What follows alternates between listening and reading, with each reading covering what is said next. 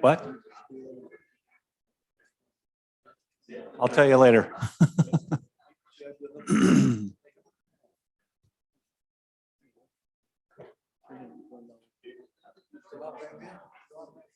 All right, let's go ahead and get this meeting going, please.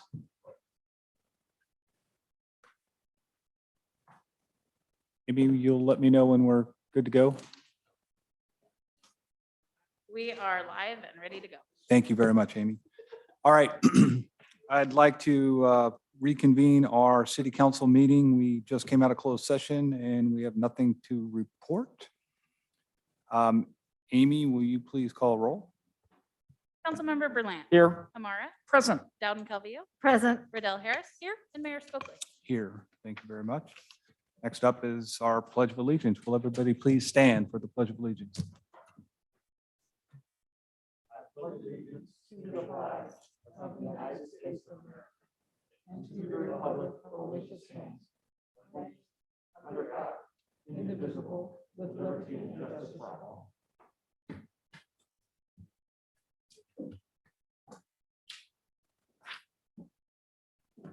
Thank you very much. Next up on our agenda is the approval of our agenda. This is a time set aside for council members and or the public to ask for removal, postponement, or change in the listed sequence of an agenda item. The agenda will be approved by the consensus of the calendar of the council. Do we have any council members? Amy. I just wanted to briefly mention that the item regarding the Lincoln Way between Hillmont and Cherry in downtown Auburn will be on the October 25th city council agenda. There had been some discussion about it being held at the meeting tonight. And I just wanted to clarify with our viewers at home and on Zoom and in the room that that item will be October 25th. Great. Thank you very much. Appreciate Thank you, that. Amy. Any other council members have any listening or sequencing comments for us tonight on our agenda? Seeing none, any members of the public have any comments on the sequence of our agenda tonight? All right, seeing none, we'll go ahead and roll with this agenda. Next up is our consent calendar. All matters listed under the consent calendar are considered to be routine in nature and will be approved by one blanket motion with a roll call vote.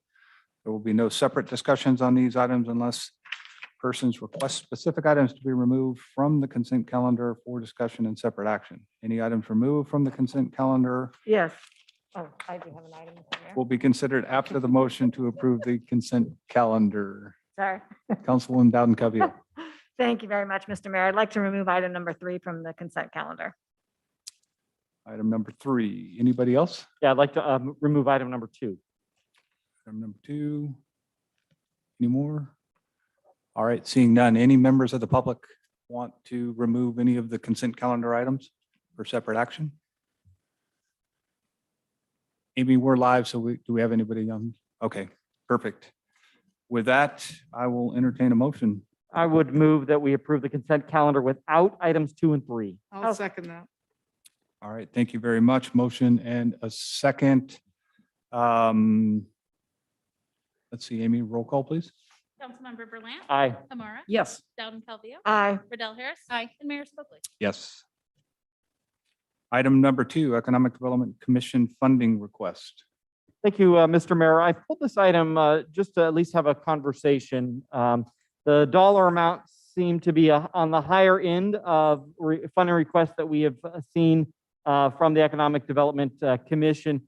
And it appeared to go towards more of a fundraiser than a public event. And I'll just be totally honest, and I had this conversation with John, I don't have any concern at all with our supporting the State Theater. In fact, like all of you, appreciate their role here. But I was just curious if, John, you could expand a little bit. My understanding, and it's been discussion at least at past councils, and maybe we don't have a formal policy, but I was always under the impression that the EDC's funding for special events like this was really the feed money to get an event off the ground, and that recurring fundraising necessarily wasn't there. So again, the 2 points of the question is the dollar amount and then the fundraiser event versus more of an open public event.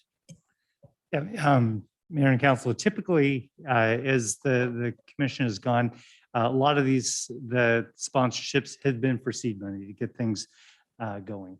And in this case, while the State Theater event, it's a new event for them.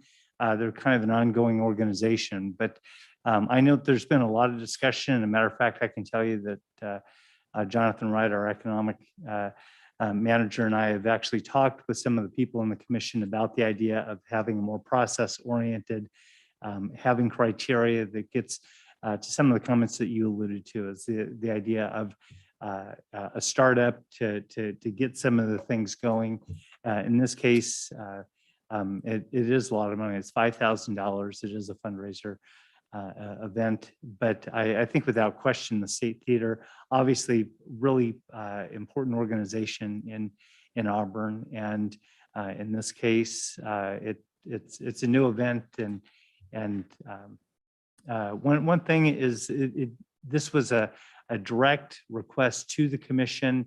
The commission, we've talked about the idea of them advertising maybe in blocks in different seasons for them to do things. So this is a large amount of money and kind of outside, I think, some of the process that they've talked about in the past. I was So- at, okay, you want to? Yeah, I'm on the EDC, and I wanted to just mention one of the other topics that we have had on a couple of different occasions now is the fact that we have been in the pandemic for 18 months and continuing.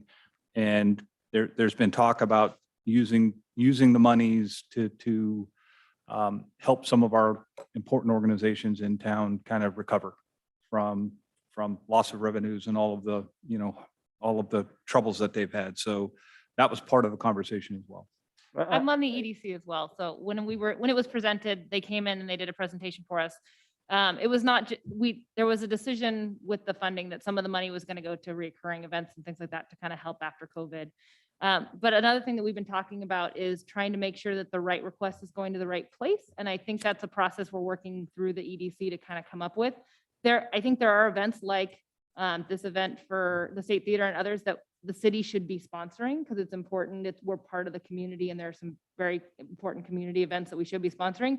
And maybe those don't go through the EDC. Maybe there's a different process, but I think we're still trying to sort that out. So I think we're going to come up with a better process for certain times of year. We're going to put something out. Whoever wants to can come and apply. And there's going to be a more formal process. And those sponsorships are going to be different than the EDC startup money. I think it's just still, we haven't quite sorted out how that process works and where all those requests come quite yet. I appreciate that. That's the only question that I have. I do have a comment though that I'll make again. Thank you. Oh, no, Councilwoman. I have a comment, also no question. Okay, let's go to the public here first. We'll open the public hearing. Does anybody have any comments on this item? Amy, any online comments? All right, seeing none, I'll go ahead and bring it back to council. Thank you, Mr. Mayor. comments. Again, completely supporter of the Auburn State Theater. And really the reason I brought up, and I appreciate both your perspectives from the meeting, that really helps. As the mayor knows, sitting on this council in years past, we've had lots of dialogue up here about what's fair and about the need to have the procedures that sounds like were mentioned.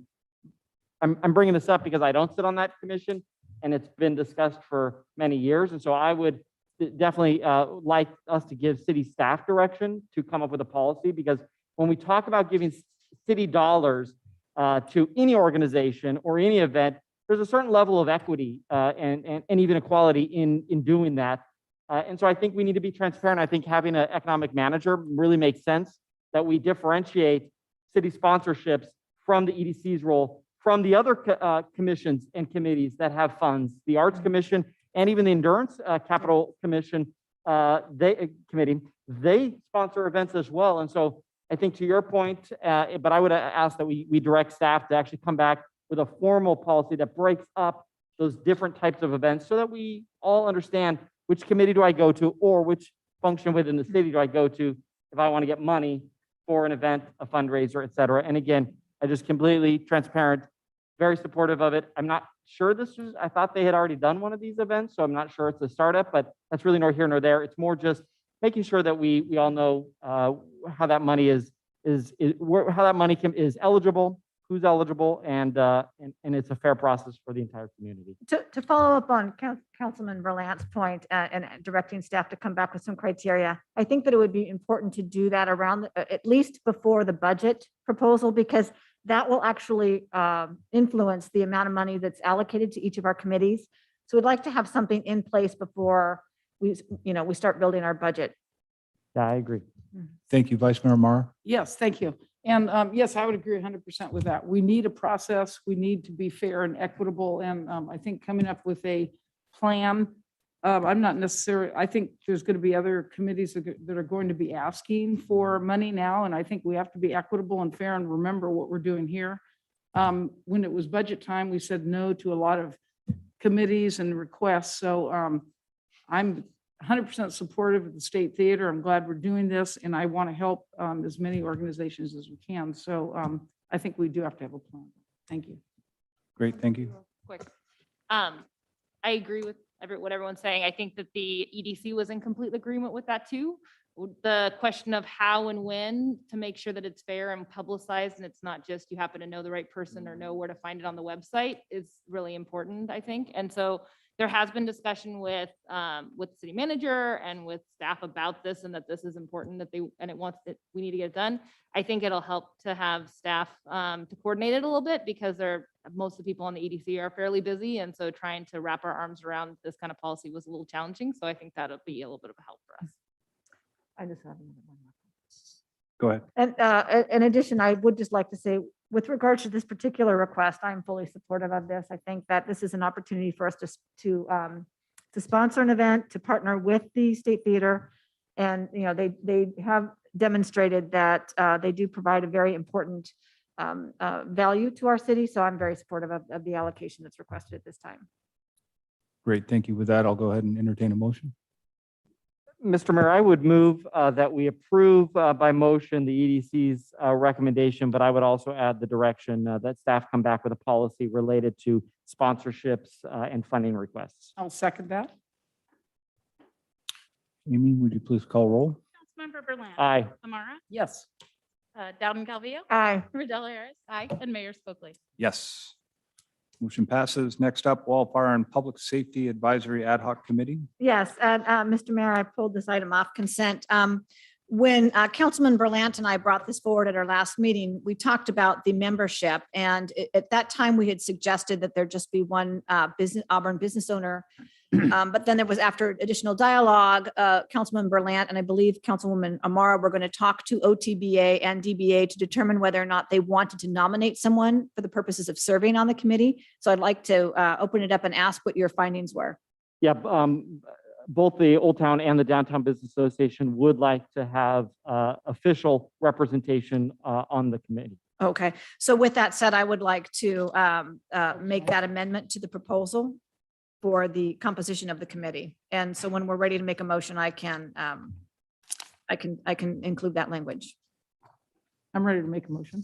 Okay, Well- I'll go. We have to have Well, public comment. Yeah, let's go and open it up to the public. Any members of the public want to speak on this item? Amy, any online? Nope. Okay. I had a quick question. Sorry, just one more thing. It says that police and fire, the chiefs or their designee are going to be on, but this is going to be a really financial committee trying to find money. Are we going to make sure that either the administrative services person or treasurer or somebody who can help with those financial pieces of the city is going to be attending these meetings? Yeah, that would be we would assume that would be a staff directed. Okay, I just wanted to make sure. Staff that's true. direction that our Okay, city manager would ensure that there's appropriate staff that's participating as well. perfect. Thank you. All right. I'll go ahead and entertain a Okay, motion. with that said, I would like to move by resolution that the city council adopt the Wildfire and Public Safety Advisory Ad Hoc Committee with the amendment that there be one Auburn business owner nominated by DBA and one Auburn business owner nominated by OTBA. I'll second it. Amy, would you call roll, please?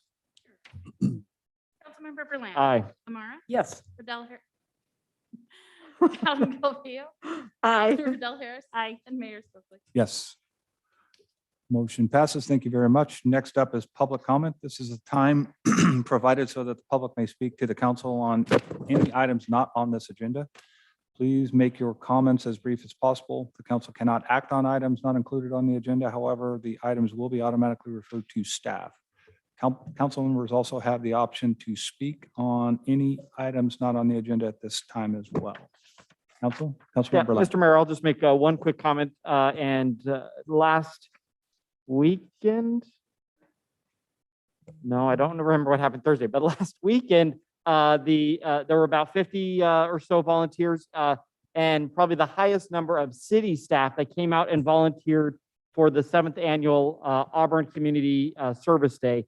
The fire department, I was gonna say we, but I actually didn't do this. The fire department and the volunteers cleared a whole acre off of Hurdell, giving access to emergency equipment back behind a number of those subdivisions that back up to the Baltimore Ravine.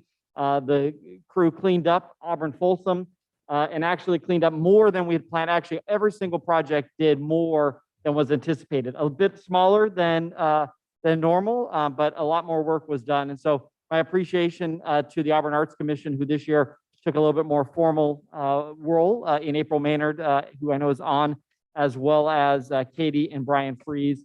Thank you to Councilwoman Darren Calvillo and her daughter, who came out and helped. And so it was a good event. That, of course, was on the heels. Thank you, Jackie. A Thursday State of the Community, which I know we all attended and appreciated the work that Jackie and everybody put into it, because that was a really nice event. So thank you. Thank you. Great. Thank you very much. Any other council members? All right, seeing none, I'll open it up to the public. Any members of the public want to speak to the council? Michael Murphy, local architect and bookstore owner, Persian Carpets. About a month ago, my daughter Maureen, who's an architect, got a notice because my granddaughter's in Placer High School of what the new building looks like there in the center of the campus. And frankly, I was dismayed because, I've been on Historical Design Review Committee for the city. I've been on Planning Commission. I started asking around and nobody really knew about how it got that design. And when we talked to the school, they said, oh yeah, it was looked at by everybody. We had everybody look at it and they all loved it. So what are you complaining about? Well, I'm complaining because the school district has a beautiful school in the center of our town that we can't do anything about. They didn't bring it by Auburn as a courtesy. They didn't show it to the Planning Commission, or they didn't show it to the Historical Design as even a basic courtesy. And it's a jewel. It really is. The Mission Revival architecture and even some of the newer buildings reflect that. So Maureen and I were concerned. So we got the print, and then she did an overlay on the print. And I said, well, Maureen, why don't you make a sketch as to what you might include? And I'll go out there and take some pictures of some of the interesting historical details that are right next to it, all around it, that you can use to kind of bring it into conformance. Well, we did that. And so we've been presenting to whoever is available, the superintendent, the assistant superintendent, to the board, to the school board. Privately, we've had a few school board members say, well, yeah, we probably would have selected that had we had it as a choice. But from what I gather, they didn't. And I'm finding out that there's not much you can do about it, unless the school board, the 5 members of the school board, 3 of those members say, hey, why don't you look to see if you can include any of these historical details in the front as suggested?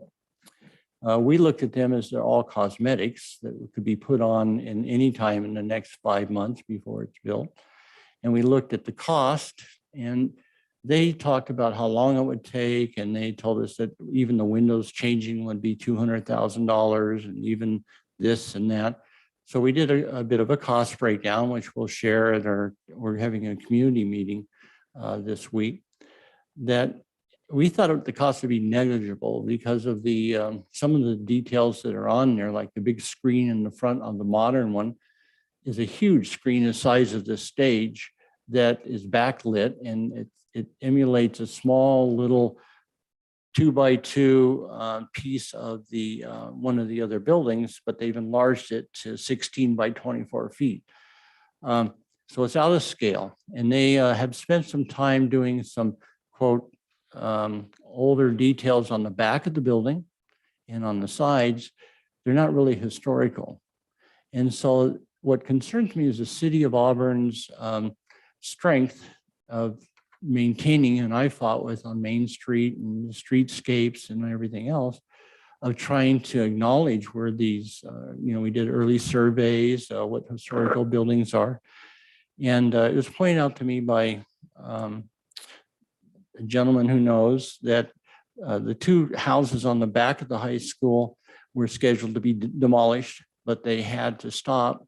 And this is under the bond issue, because one of them was on the historical register. And then they wanted to remodel the Crab Gym, the front of that, and they found out that it too was on the register. So it's too bad we don't have some of the other buildings on the register, and maybe we can in the future, but the school district has to agree to it. And so those are some issues that I start seeing that I really would fight for the city to get a little more tooth into how they can maintain and control the theme or the feel or the continuity of the buildings that we see in town. So I don't know if you know any of the school board members. You might ask them why they didn't have the courtesy to let or call me or call anybody that has some historical experience in architecture to look at these early on when they were easy to modify or work with or change. What we offer here, we're not trying to charge money for it. We're just all volunteer trying to give it because we have the expertise. So I would request that all of you contact board members that you know and say, hey, come on, let them talk to somebody. Any questions? Thank you, Mr. Mike, Murphy. so I see your meeting is October 14th, this Thursday at 5:30. Yeah, that'll be our beginning meeting to see who's there. Maureen says she's already had about 300 people that have talked to her on Facebook and their different social media. Now, we don't expect that for a meeting. Hopefully I'll have 6 or 8 community members to get started on what we're doing this. And we don't see it as a long battle. I think, if we can't get somebody to talk to the board members and them to hesitate and say, there's money in the bond. The bond issue says you can change the overall cost and you can make changes. It's provided for in the bond. And so it's anticipated that you probably have to have that for some other things. And so we're just trying to get it organized so that we can be effective. We'd like to be effective. It's not a long-term thing. But in the long term, I'd like to help any way I can to help the historical well-being of the community. Thank you. So I do have a quick comment. Yes, sir. Michael. So, boy, this is probably 3 or 4 years ago, maybe even a little longer than that. I was invited to participate in some very early planning meetings, kind of talking about, they had a map of the campus. They talked about, okay, Yes. where do you want to spend your money? Yeah. And everybody got to put, little chips on where they felt most needed the improvements. Obviously, none of the detail of architecture was available at that time, but you mentioned the Earl Crab Gym, and that was one of the things that unanimously in Mhm. that room, everybody wanted to preserve the Earl Mhm. Crab Gym. You mentioned demolishing it? No, the 2 houses on the other side of the football field. Yeah, the old adult school. Oh, One of sorry, them- I thought I heard you mention it. No, the Earl Crab Gym, my understanding is what's being suggested is a real positive for Yeah, the front. That's my understanding as well. But it didn't go through the process. And so it has to go through the process if it's historical. Right. Okay. Okay, thank you. Councilmember Lamb? Yeah, since we're not taking action, I do have one follow-up question. Michael, do you know the suggestions that you are recommending to the school district, are they required to go back to the Department of State the state architect to get approval? Because I know the state is the one who actually approves design and building for school districts at a local level. Are these, you mentioned cosmetic, decision-making that the board can make, or does that have to go back to DSA? Well, we asked that question. The state looks at the structural, yeah, it looks at the fire life safety. The aesthetics are entirely up to the school. Thank you. If windows are changing, Title 24 will have to be relooked at, so it would have to go back to the state. I think so too. Unless you keep them the same size, which would be part of our intent would be, this don't change anything. We don't want to go back to energy. No, thank you. I just had a comment, and I appreciate that you're bringing this forward. I know that I've had a lot of people approach me about concerns. Again, the city doesn't have any control over the design, but I do appreciate that you're lending your expertise and trying to drive that Thank bus. you. So thank you very much for doing that. So I do appreciate it. I'd like to get the energy focused on the school board. Thank you. Great, thank you very much. Any other members of the public want to speak to the council? All right, seeing none. Amy, you have your hand up. We must I have an do. online comment. One public comment received before the meeting. This is in regards to the proposal for Lincoln Way, and because it's not on this agenda, I'm showing it during general public comment.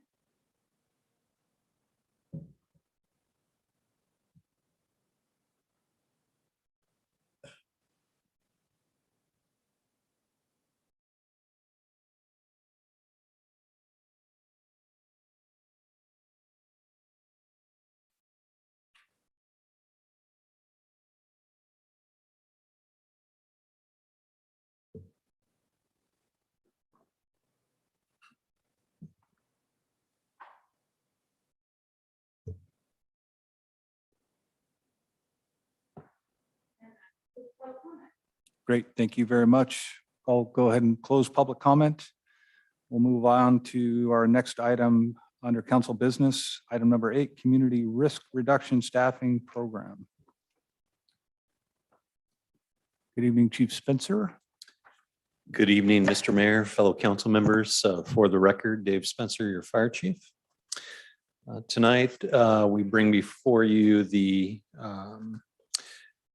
Community Risk Reduction Program one more time for a little bit of clarity.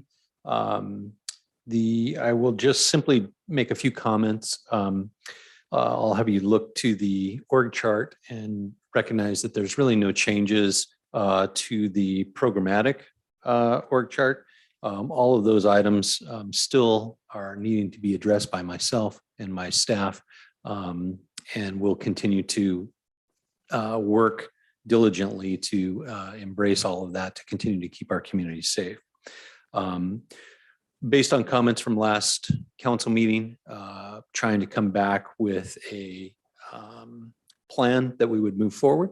With that, we've kind of deferred the discussion as to contracting services, what type of model we want to use. And the purpose of that is to get that in front of the committee that you've approved. And so my position is to pause on this for the moment. My intention is to get with many of the departments in the region, as well as maybe some legacy agencies. By way of example would be Marin County, using the original focus of the Defensible Space Inspection Program and where that came from. And so I will share with you that one of our new firefighters came from that program. That's how he started while he was in the academy. And so we have some rich resources available to us here within our department. So with that, we just wanted to bring that back, as well as the job description as directed. And that concludes my comments. Thank you very much, Chief. Councilmember Lamb. Thank you, Mr. Mayor. Thank you, Chief, for returning this back to us. It definitely looks like you put a lot of thought and energy into the position itself. What in your mind, I think the $1 million question here, and sorry, the pun for $1 million, but what's the timing here of figuring out the funding of this? Do you envision this now going back to the advisory ad hoc committee that we just came up with?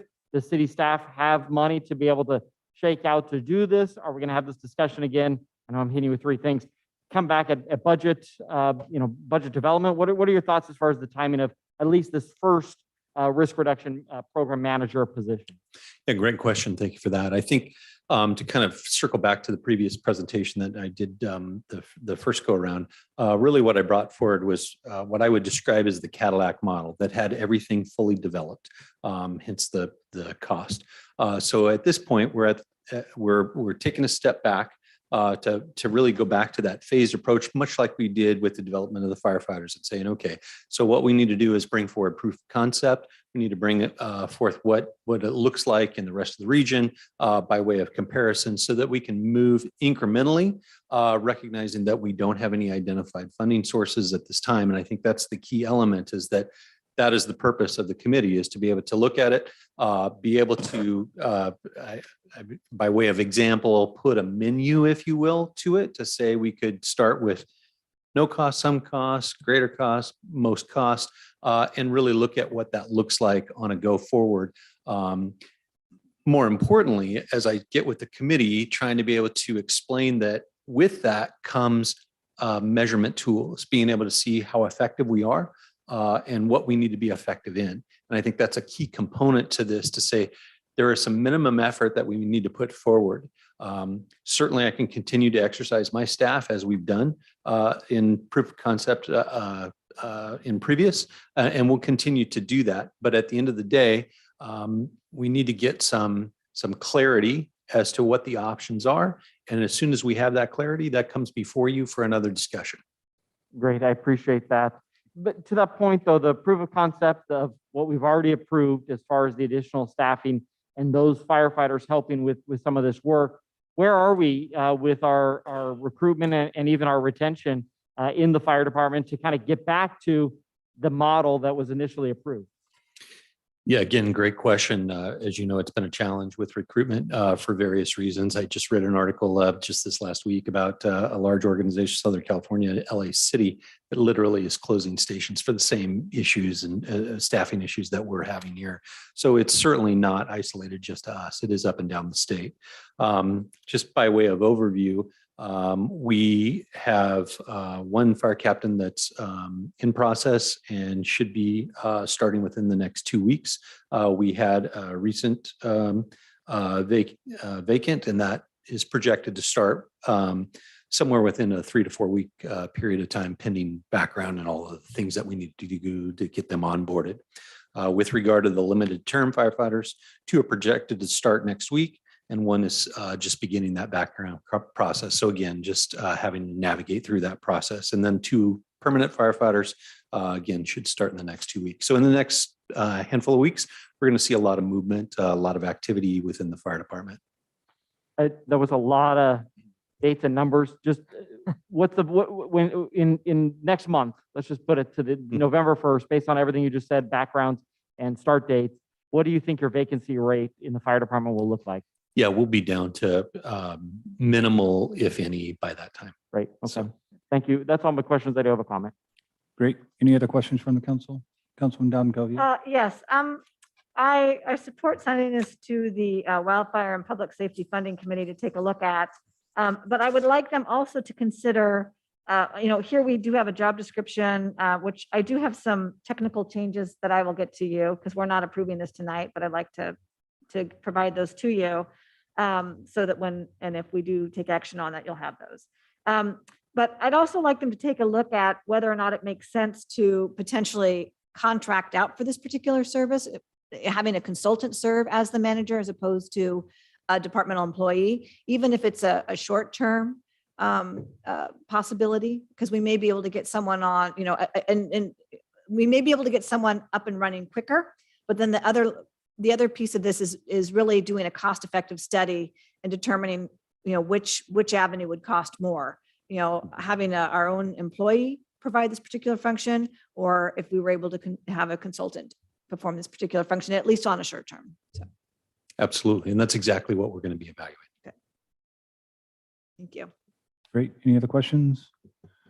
All right, we'll go ahead and open it up to the public. Does anybody, there's not many public left. Does anybody in the audience want to speak on this item? All right, seeing none. Amy, any Oh. online comment? We have a public comment from, I'm guessing, Mr. Snyder on Zoom. That doesn't look like Mr. No, it Snyder. doesn't look like Mr. Snyder. I believe they share an account. Ah, Don't judge.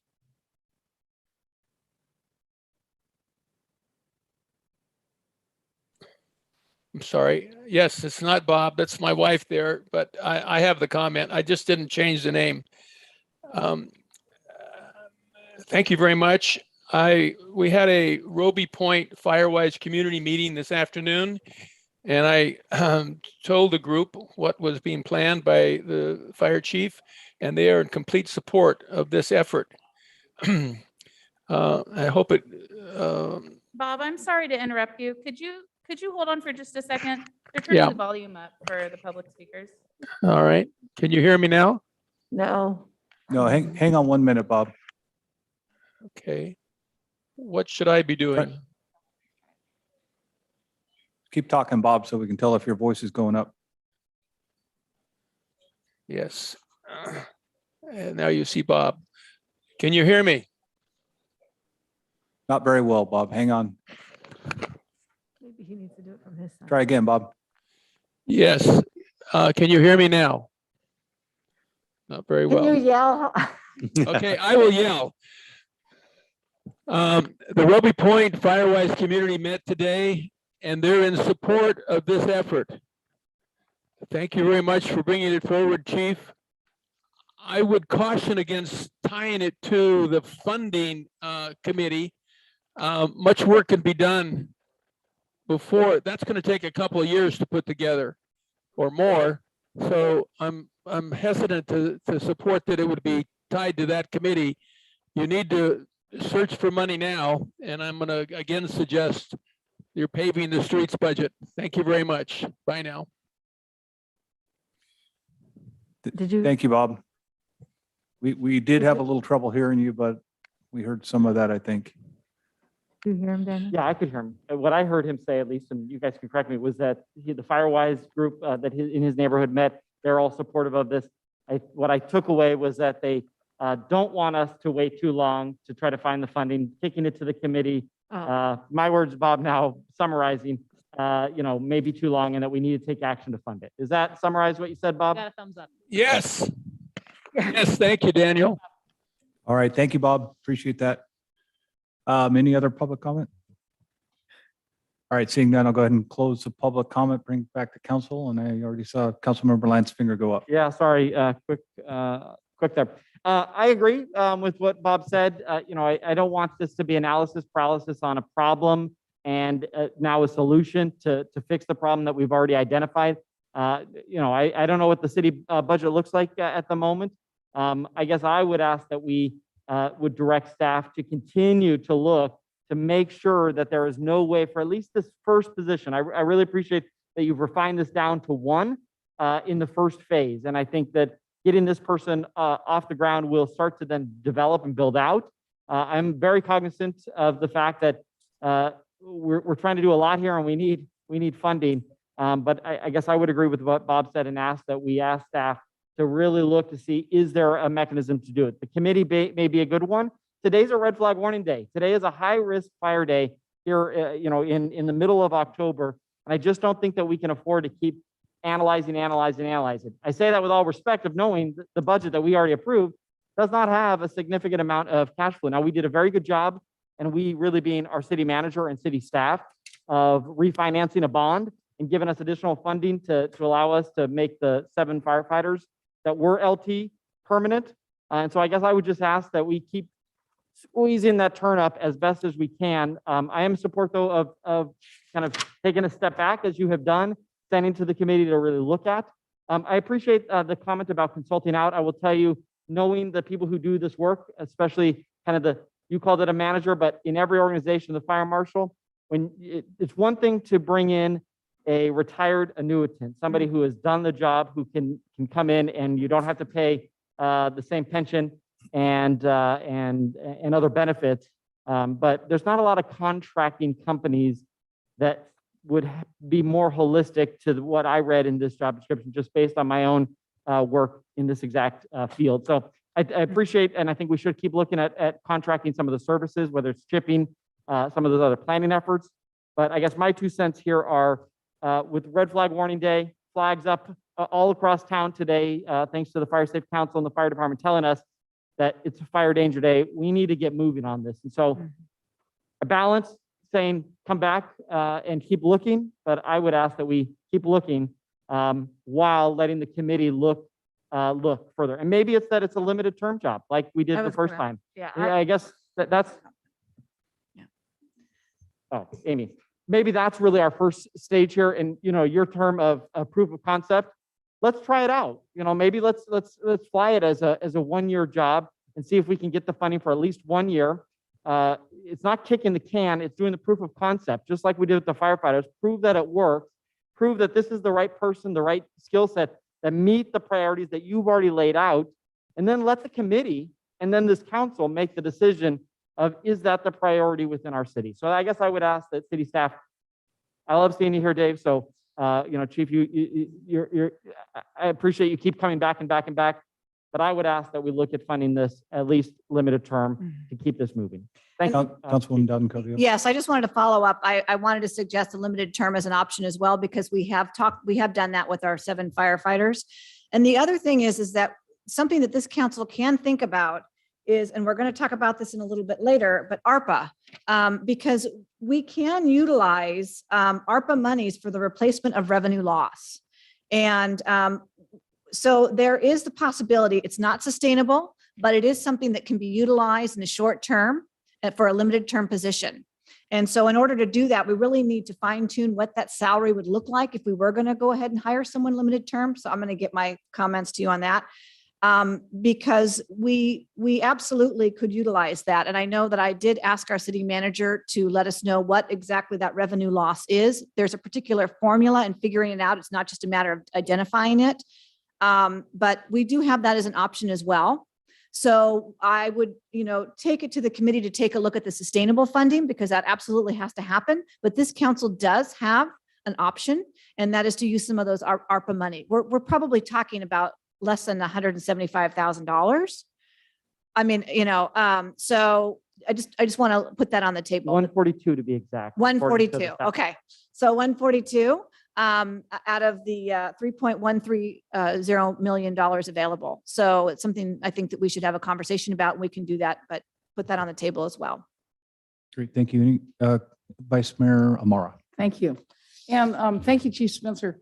I'm just, I have a little different approach. I think the approach we have is an excellent approach. It allows for transparency.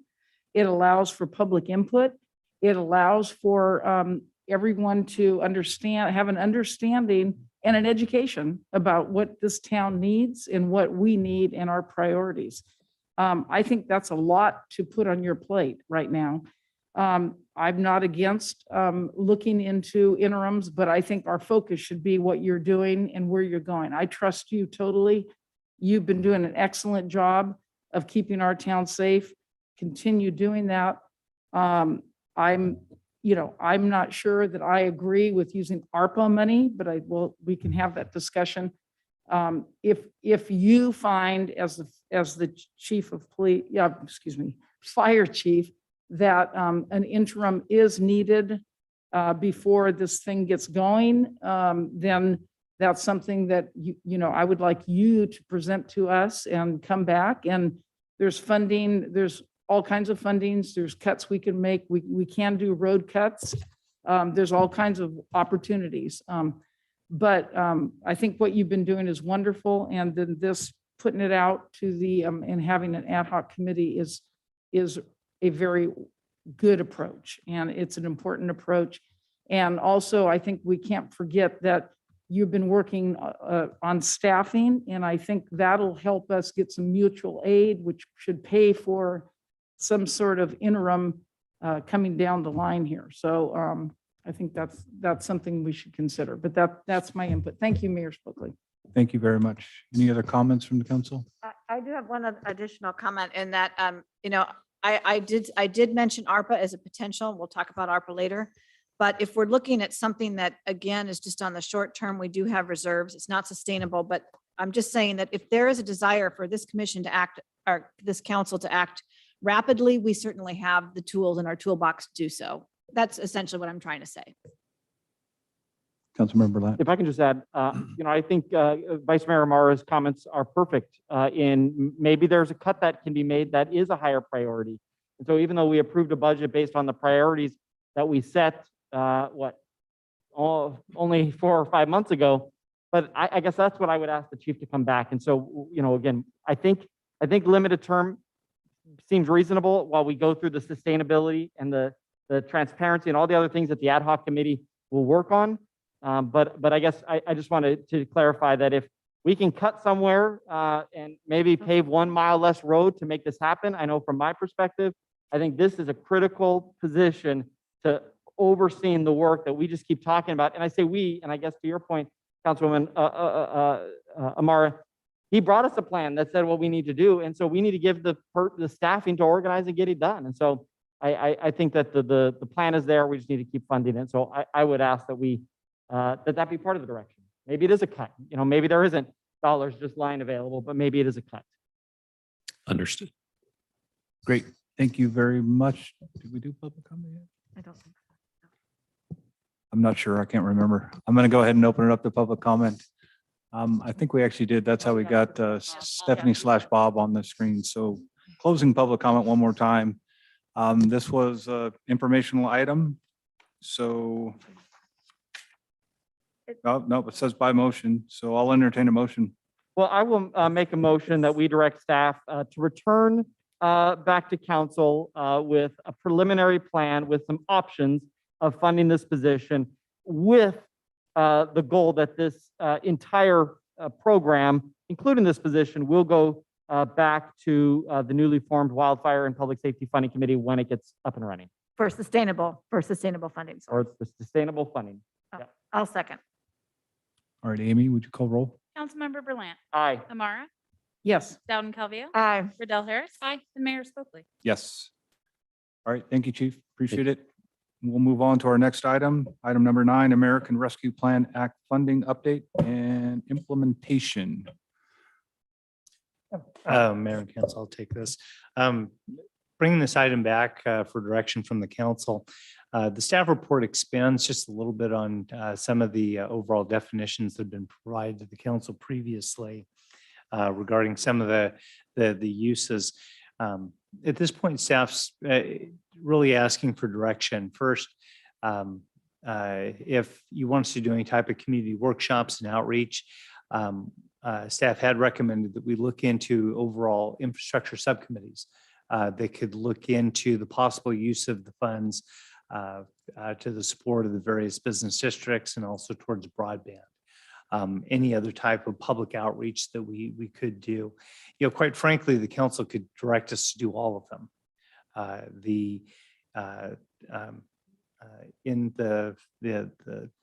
Actually, Amy, next slide. In total, over the 2-year period, we're getting about $3.45 million. Of that, a little over $300,000 has been allocated towards some of the money that we will put towards some of the bonuses for our first responders and the like. That leaves us with about 3.1 million that is really in play as far as doing many of the uses. So like I said, the staff report kind of expanded a little bit on some of the uses, especially in the area towards businesses. It does allow some uses towards granting for housing and those types of things that is definitely in place. So at this point, staff is just kind of requesting for any direction from the council regarding what was presented in the staff report. Great, thank you very much. I'll bring it back to the council for questions. I- Councilwoman Dowden W. Yes, I did ask John if you were able to pull together what our loss of revenue has been attributed to COVID. Now, the one thing that we do have is we do have some of our numbers, but as far as eligible numbers based on the formulas, Yeah. no, we're just starting the audit right now. We probably are talking in the hundreds of thousands of dollars if you add up, especially the hit that we took on TOT. And during the one stretch with the sales tax, where we saw the dramatic hit on gas prices. Gas prices have all kind of gone up since then, but I can't give you a specific number, but I can tell you that just from the numbers that I know, it's probably in the hundreds of thousands of dollars, probably low. Councilwoman Riddell Harris. I know you'll talk about this a little later, but in our strategic planning meeting, housing came up a lot and affordable housing, and COVID has really made housing a lot less affordable in our area lately. I know that dealing with affordable housing is a very expensive and big prospect. Would it be possible to use this money to come up with an affordable housing plan to develop that and figure out what we are thinking about doing and different options around affordable housing, even though maybe the problem itself couldn't be solved with this money?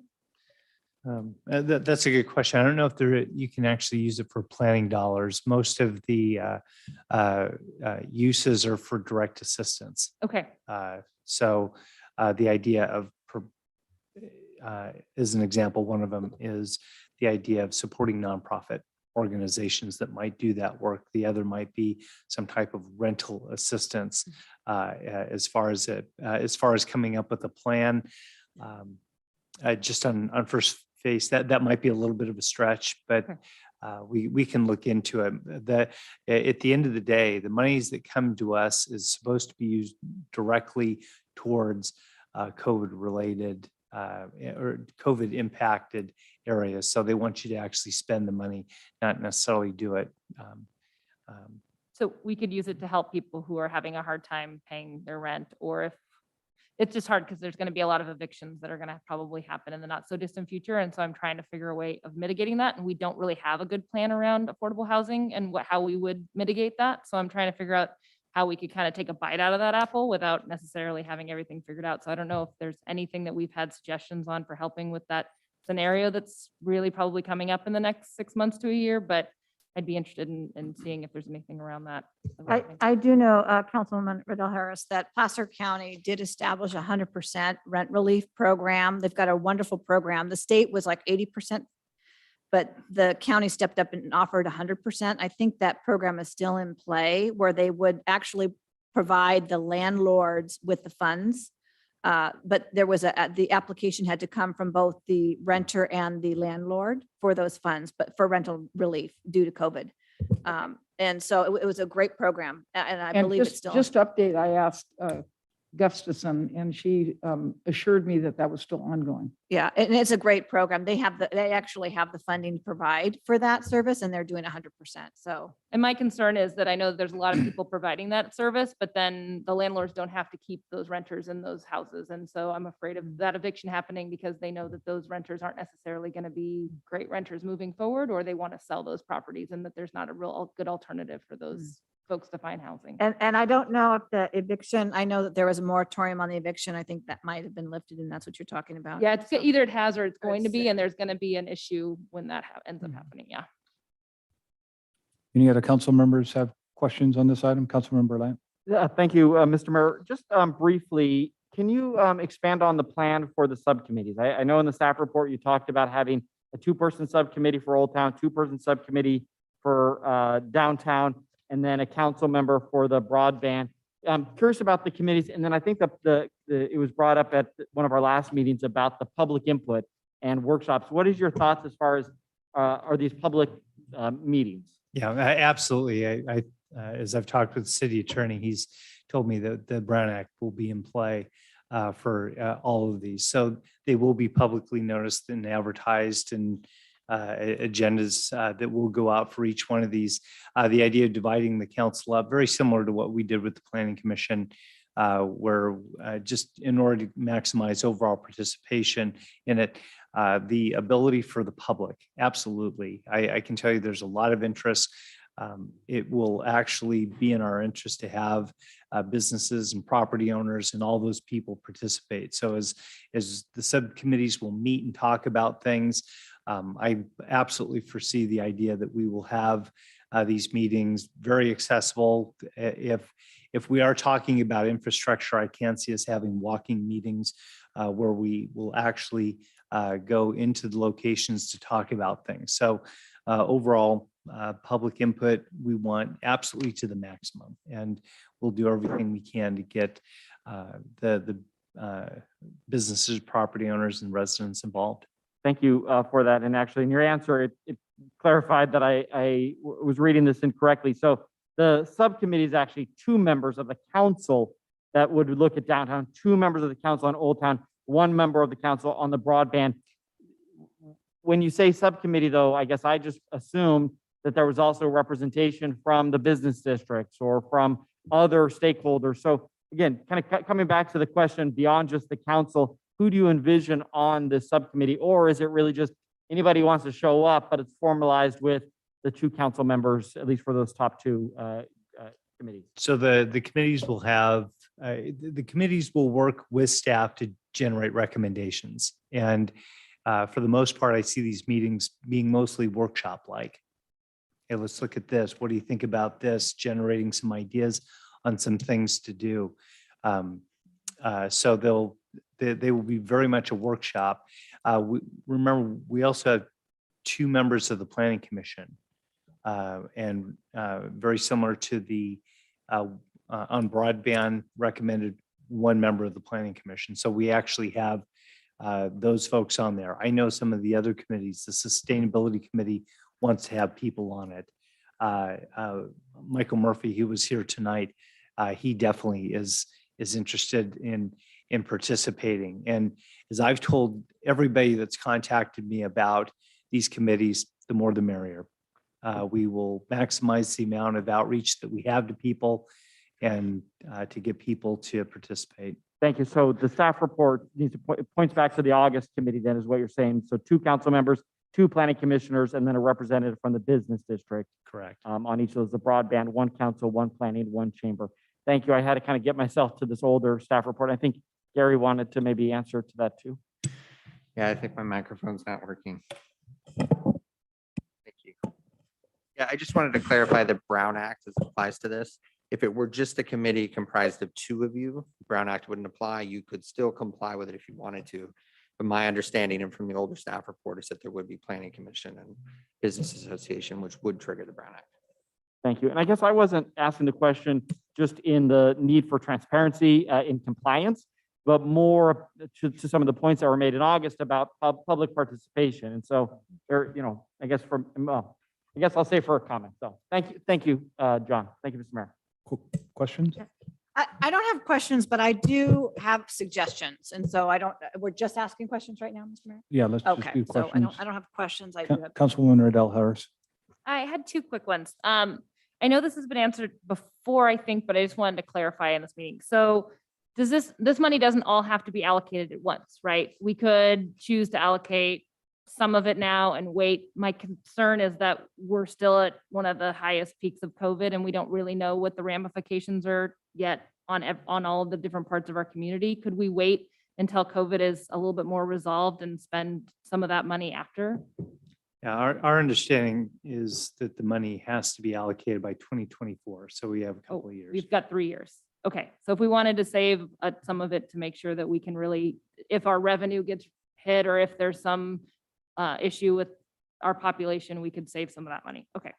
And then the other thing is I saw in there, I know we talked about this before, but then at the strategic planning meeting, the mayor brought up our sewers and just what a concern some of them are. And I know that that's explicitly in here, unlike some of the streetscape projects, which are a little bit not directly, but kind of indirectly allocated in here. Would you characterize our sewer system as being more of a concern or of a high concern that we should be putting whatever resources we can into it? I'm worried that we'll have very nice streets and that we'll have serious infrastructure issues that we should have been using this money for. Though I know our public can't see it like broadband, I'm just worried about having nice streets and having a much bigger issue that you can't see, that we end up being kind of bummed out that we could have spent this money and we didn't. Yeah, so probably one of our biggest infrastructure issue, our sewer system has issues, but we also have a very large fund that we need to start spending money from. Our number one fund is the sewer fund as far as money goes, but storm drain. With sewer, you have a funding mechanism, which is the rates that we charge.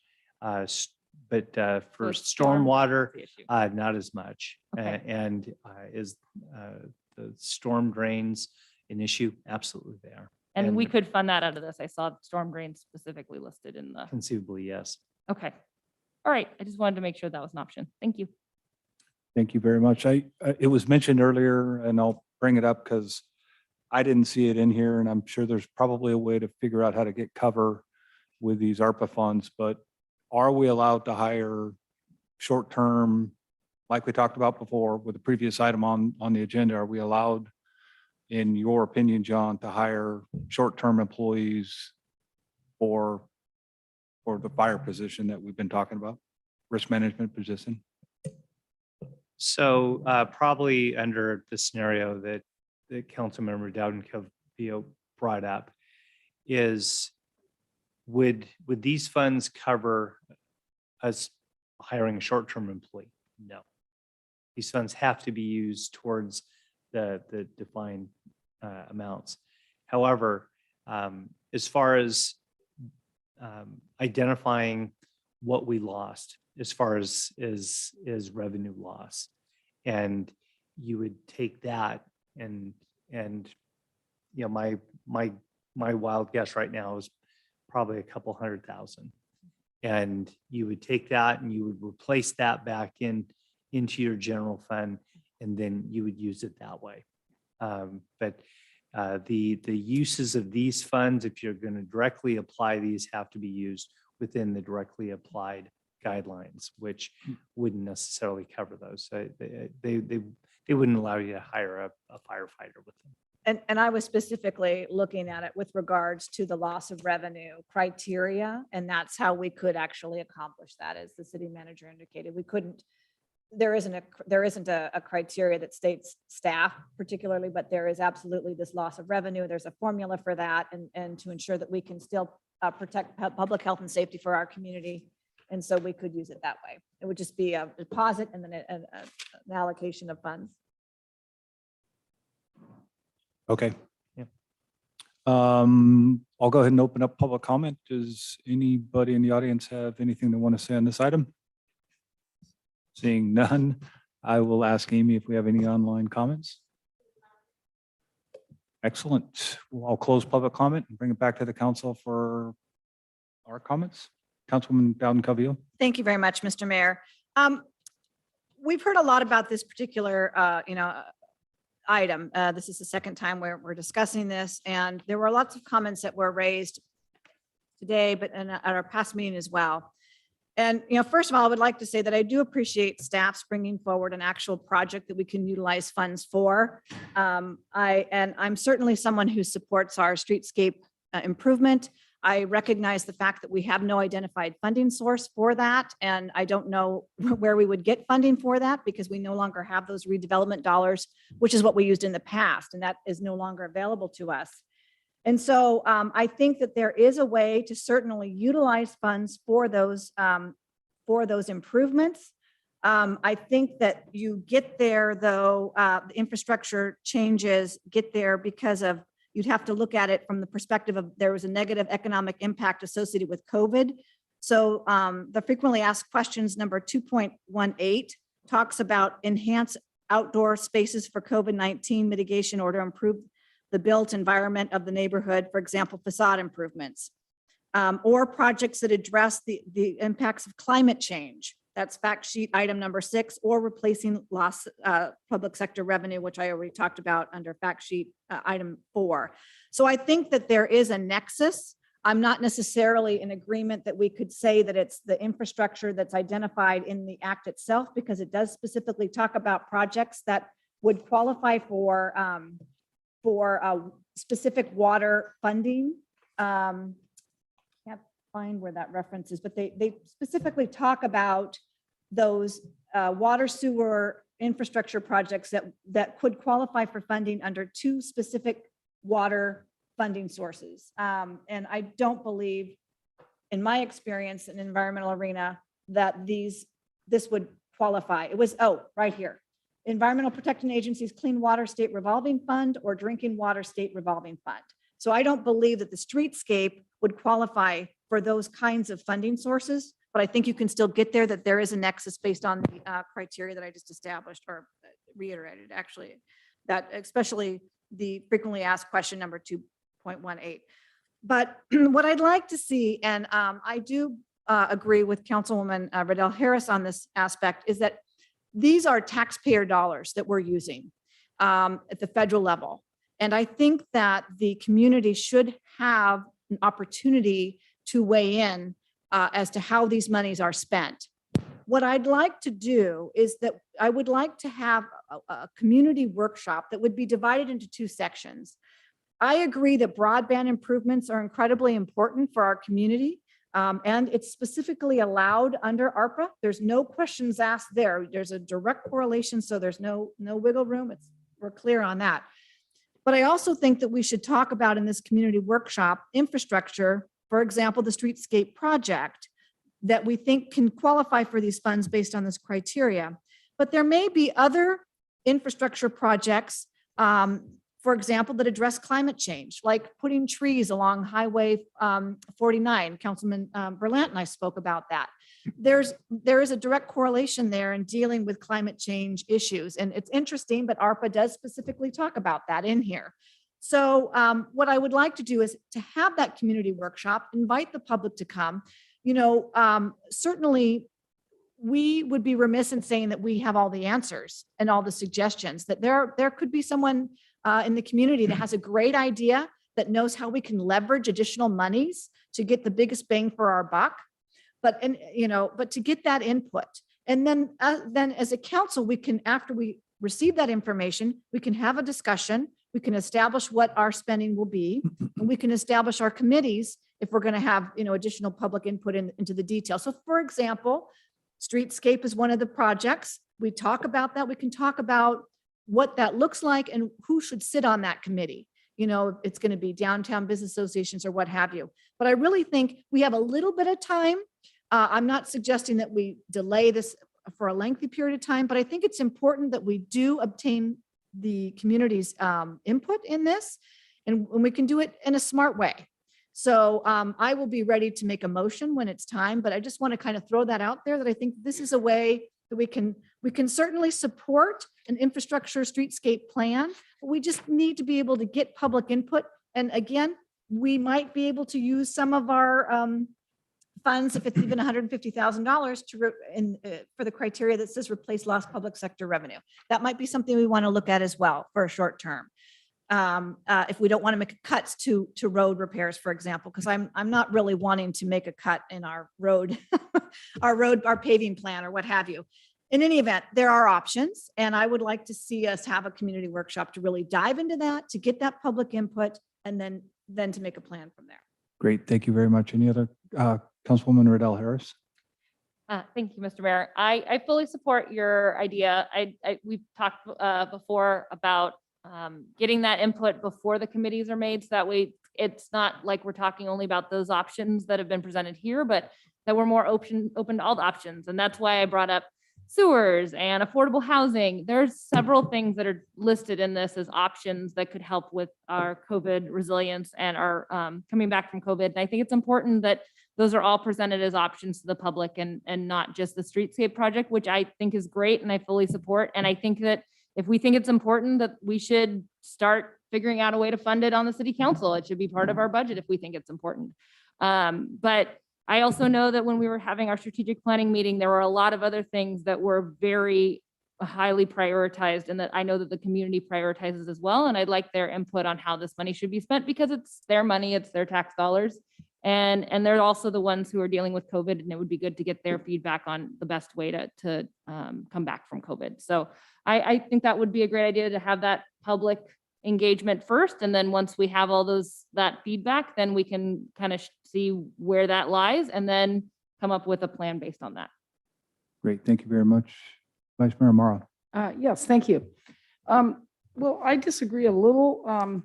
I agree that there needs to be public input, but I also like the idea that we have, just like with the ad hoc committee for the fire, there's a plan first, then you have the committee. So in this case, I think it's good that we have somewhat of an idea. And in fact, the streetscape, the high streetscape has a tree canopy, it calls for a tree canopy. And I think could be, we could do things simultaneous. I think we could have a committee for the downtown and Old Town.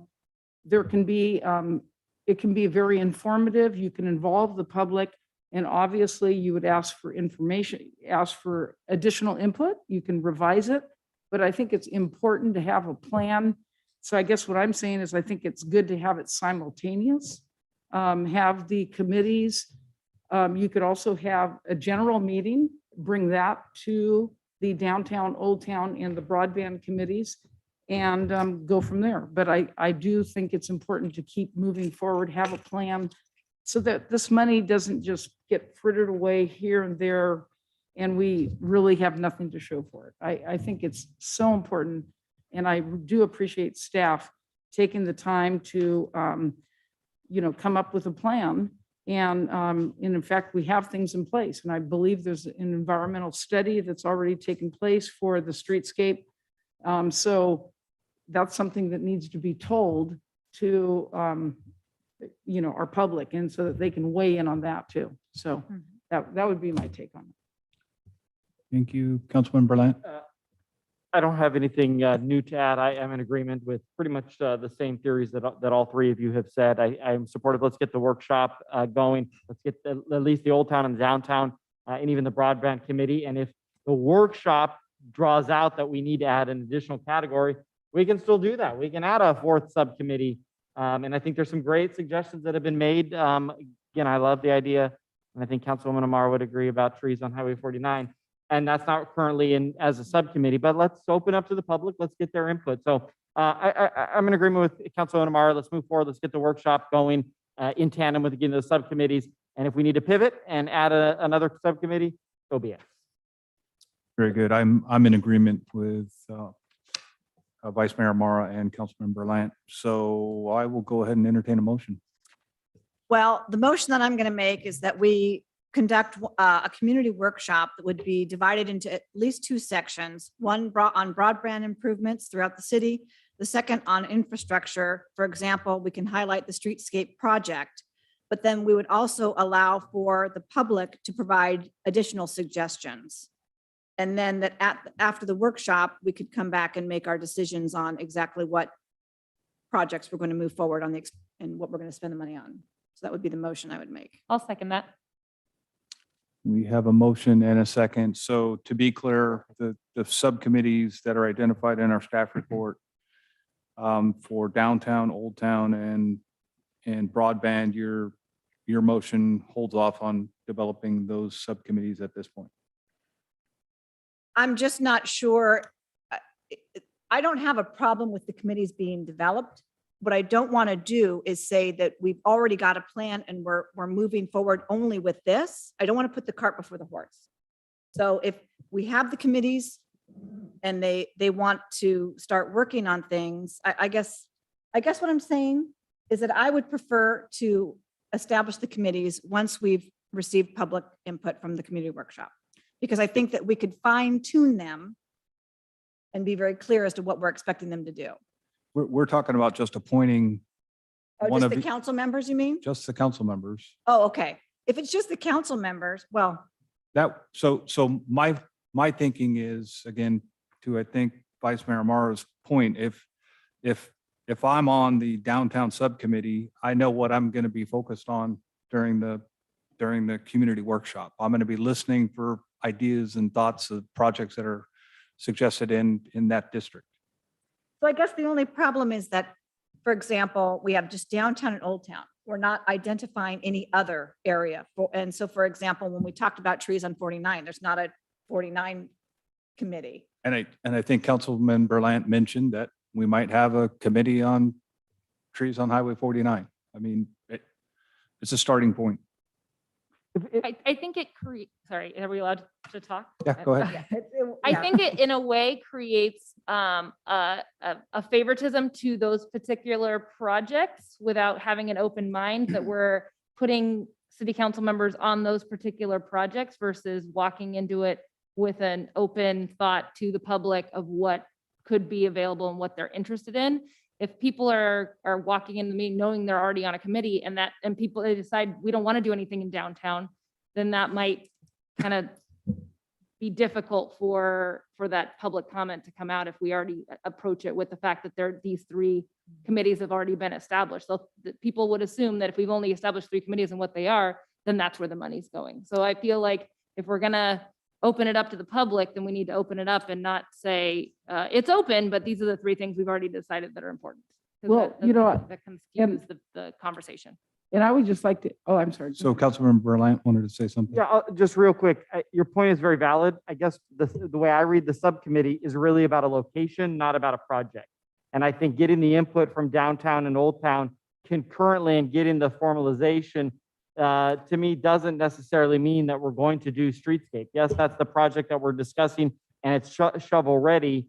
But I think that it's appropriate that in those 2 large economic locations that are the visible part of the effects of COVID, that having representation in a subcommittee makes sense. And if we need to add very clearly and any additional subcommittees that are needed, I'm in support of that. I guess I think we're getting into some semantics about the timing of it. From even though we've had staff presentation on specific projects, including broadband, I just don't see the creation of these 2 subcommittees as a sign that we've already made up our mind, because at least from my perspective, it sounds like none of us have made up our mind. Should we add one for the airport then? Because they've been impacted in certain ways as well with all of this. 'Cause So they're a big I'm in economic- support of the way that it's written. I think the motion that's on the table, I agree that step 1 needs to be a workshop. But again, I just think that having the 2 large portions of our town, location-wise, have their own subcommittee doesn't necessarily mean that that's who's getting all of the money. And if we need more money in another subcommittee, then we do another subcommittee and move money around. So, I mean, what about the broadband planning subcommittee? I have no issue, and I absolutely want to include our business owners for Old Town and downtown in our decision-making process. They're key, absolutely. The chamber too. And I'm not trying to stifle that or discourage any of that at all. I'm just saying that if we have a community workshop and we're talking about these 2 sections and then an open section, which could be other suggestions that people have, when we come back, I think that we can actually create our committees in a little bit more with more information. Right now, we have 2 members on downtown, 2 members on Old Town and 1 on broadband. And well, I don't know if I want to be on downtown or Old Town or broadband. Because I don't know what other options there may be. And so I think that once we have that community workshop and we can say, we bring it back and let's say there's an overwhelming support, people, again, it's a majority rules. So if the majority of the council says streetscape is the way to go, we're going to go with streetscape. And then we're going to have our committees. We're going to have, this is the committee that we're going to have for downtown and Old Town. It's going to be comprised of council members, business owners, property owners, the public. That's when you would actually fine tune your committee. I just kind of feel like we're getting a little bit of with the horse before the cart. I'm someone that really takes organization very seriously. And I just kind of feel like we're hamstringing or ham tying ourselves by saying we're going to have these committees that are going to be representative of these 2 areas when we really may need to have bigger committees or different committees. We just don't even know. Because Okay. like right now, I don't know which one I would want to be on. So you have a motion on the floor. Yes. Councilmember Land I was had just going one to make other one thing. brief comment. I completely agree with what you're saying.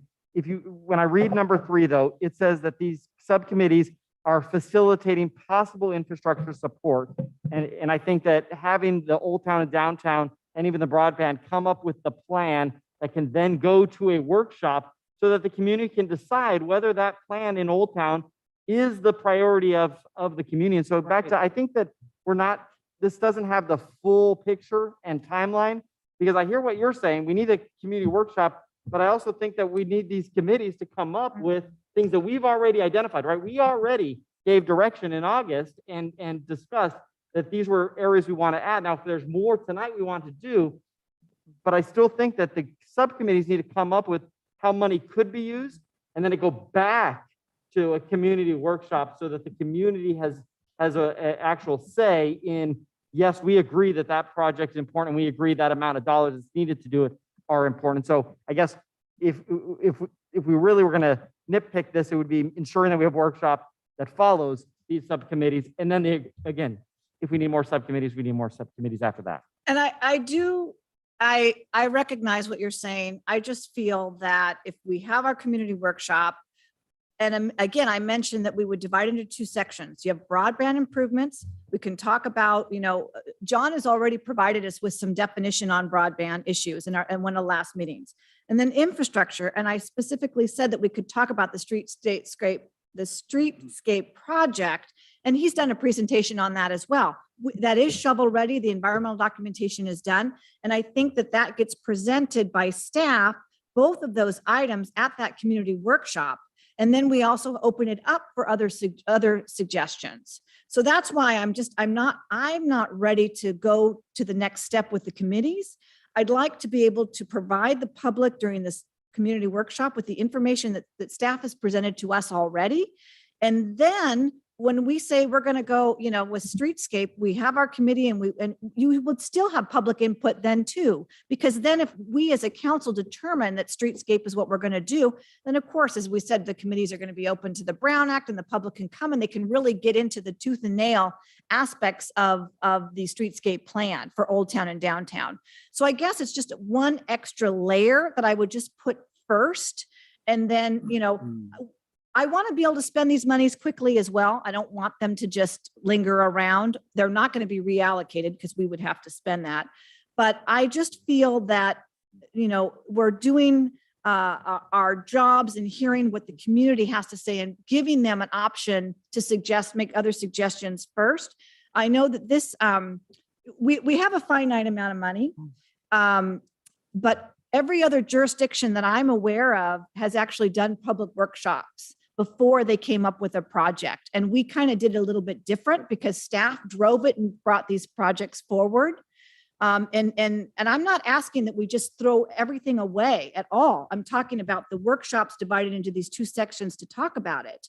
But I do feel like we do owe the public the opportunity to give us suggestions and to weigh in on this. Again, the decision will ultimately come back to us, but we're just talking about maybe a month or so additional time that would be needed. So we have a motion on the floor. Amy, would you go ahead and call roll, please? Sure. So the motion that we're voting on is 9-1 to direct staff to schedule the community workshop That's on the correct. use of the ARPA funds only. That it be divided into two sections, one on three sections: broadband to discuss the infrastructure, for example, streetscape, and then any other suggestions that the public might have. Okay, perfect. Councilmember Berlant, Aye. Amara, Dowden Calvillo, Aye. Riddell Harris. Aye. Mayor Spokely. Yes. All right. Where are we? Make another motion. Go ahead. Well, yeah, Mr. Mayor, can I ask a question? So we gave only a component of the, of what was asked. We took action on creating the workshop, which I think obviously we agree on. Is there a reason we can't come back and also give direction to start the creation of the subcommittees? Yeah, make a motion. Is that at tonight's meeting? Is that what you're referring to, like Yeah. right now? Yeah, absolutely. You can do that. It's on the agenda. Okay, well, I mean, from my perspective, I agree. Let's have the workshop first, but I also have no problem with creating the subcommittees in the interim following that community workshop. So I would make a motion that after that community workshop, that these subcommittees that are laid out in the staff report would be formalized. After? What do you mean by that? I mean, if the meeting's in 3 weeks, the moment that 3 weeks happens, that day they can call the meeting of the subcommittee. You don't want it concurrent. Even if one. I'm doesn't- don't want finding it- the middle. We don't ground have a here. second. I know you're trying to be. We don't have a second. We just have a motion on the table, so it's not I'm for trying to discussion. clarify the motion. We have to have a second. Someone has to Okay, second. well, I'll second it then. There you go. Okay. now- Sorry, now Robert's to rules. clarify it. So I just added in the word after so that we ensure, as was mentioned, at least what I took away, that we would have a community workshop. That community workshop occurs, the subcommittees that are brought here, at least these three, we get going and moving and at least establish these three so that the paperwork, the infrastructure to facilitate planning the meetings can begin immediately. But the point of the public meeting is to figure out Sorry, that, whether we're gonna do these or not, right? Wait a minute, I'm not done. So then, I suggest that you plug some names in, Councilmember Lant, and these can change at our next meeting if we want to change them at our next meeting.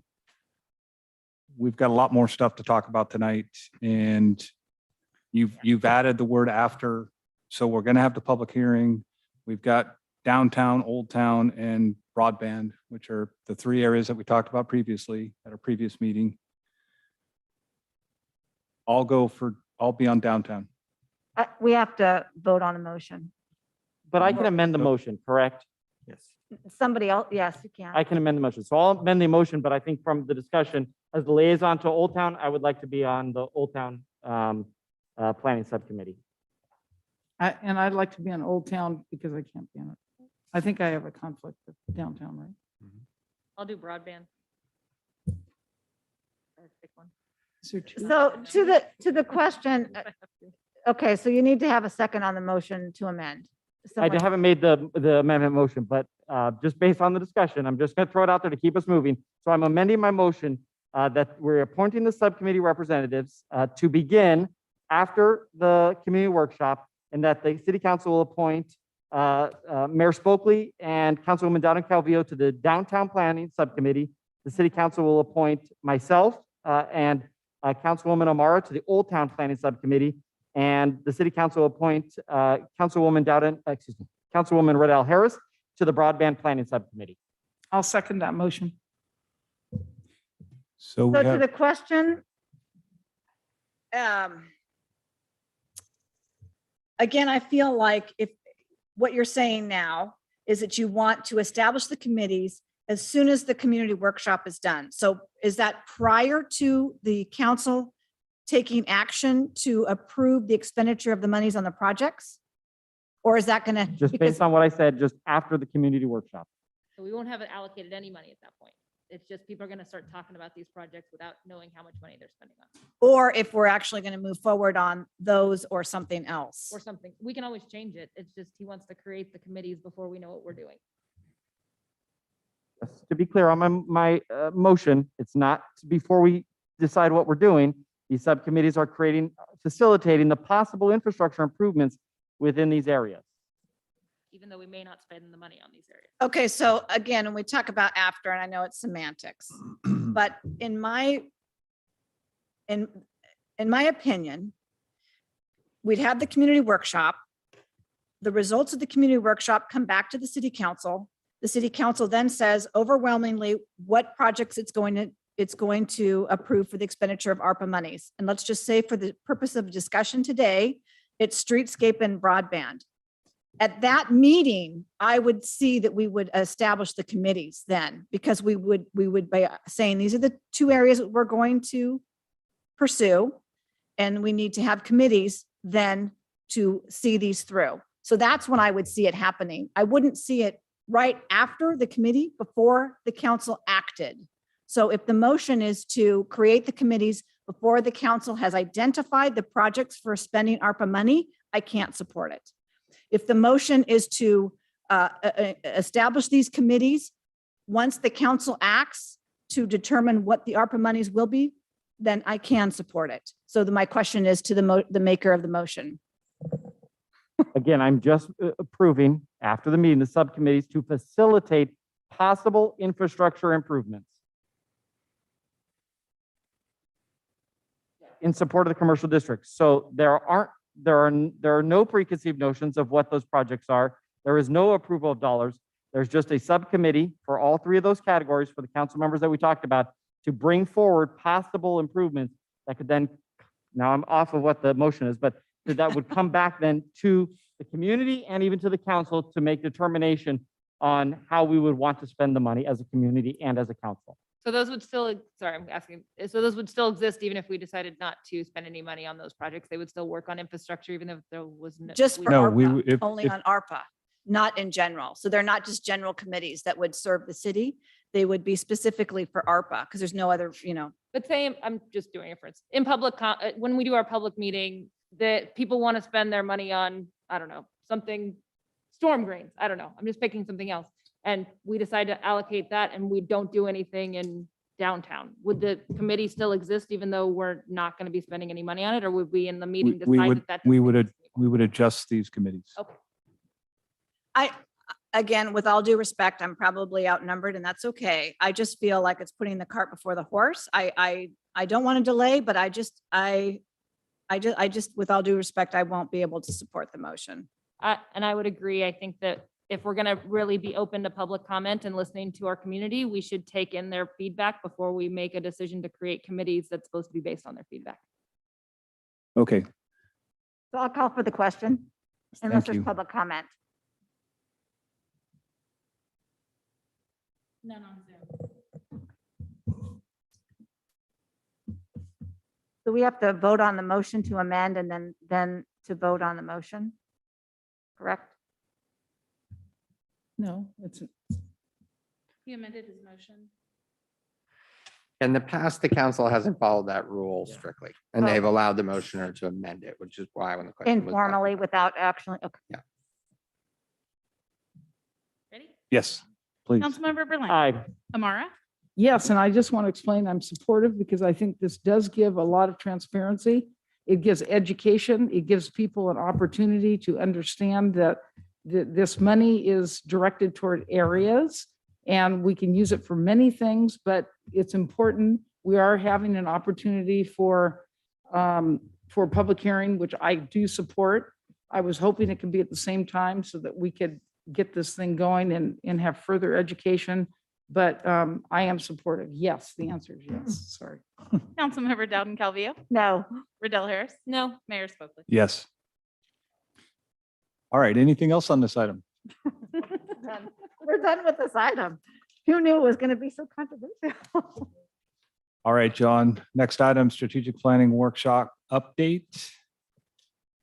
Mayor and council, this is, there we go. Mayor and council, just a very short item. October 2nd, the council and staff, members of the public joined together to come and talk a little bit about strategic planning. Tonight, I just wanted to give an update for the benefit of the public of the various items that came out as some of the highest priorities from the workshop. The idea of fiscal sustainability came out number one, safety. The idea that we will work on our infrastructure and transportation. And then finally, the idea that we have a very strong and robust local government as an organization. I've also included some of the other priorities that I think are still out there as far as the small town feel for Auburn, the idea of having a community that is rich in culture and activities, as well as support of the Auburn Airport. Go to the next one. Provided an overall look at the process.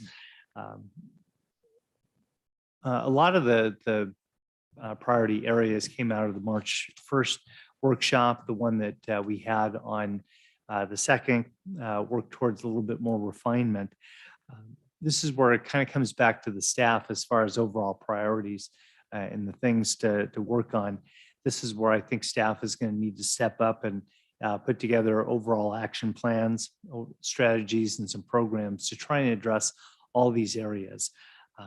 These all then will come back to the council. And I'm actually going to have a pretty robust meeting with the staff to talk about a lot of the programs because there were a lot of statements that came out in the workshop. One of them, Councilmember Riddell Harris mentioned the idea of housing and affordable housing, the idea of mixed uses and planning. So taking a lot of the comments, bringing those back, obviously, the meeting that we had on the second really is mostly just a beginning. The idea of bringing back a lot of different program ideas that surround the overall strategic areas will be really important as far as in addition to taking on some other areas. So I would expect that a lot of those things would be coming back probably as early as just right after the first of the year. And then ultimately, as we talk with the council, that will start working into the idea of budget and policy, which is the ultimate direction from the council. So with that, I'd be happy to answer any questions. Great. This is just an update, so I'll give each of the council members a brief opportunity to comment on the workshop that we're all at. I'll go ahead and go first. I appreciated the format. I appreciated that we had management staff and directors all in the room, and they were the facilitators for many of the breakout sessions that we had. For me, it was super valuable to hear from staff some of their concerns, some of their challenges, and that I think needs to be the focus of you talked about the slides down, but you talked about the effective local government. I think that's directly correlated to valued and effective employees. So that is what I heard loud and clear at the workshop. And I just want to thank all of the city staff that were there for 4.5 hours or whatever time it was on a Saturday. It was a great program. So thank you for that. Anybody else? I'll echo that, Mr. Mayor. I appreciated the opportunity. It was a great opportunity for us as a council to get together and talk about some issues that are important to us, and then to also receive staff input. And I really like the fact that we had the mid-level managers serving as our what's the term?